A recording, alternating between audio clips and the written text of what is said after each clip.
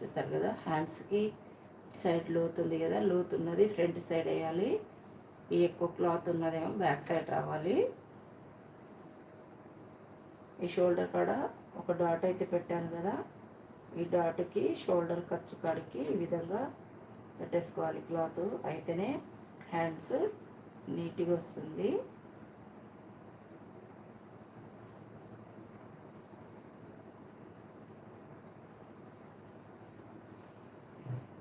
ఈ విధంగా చెక్ చేసుకొని అటాచ్ చేసుకోవాలి.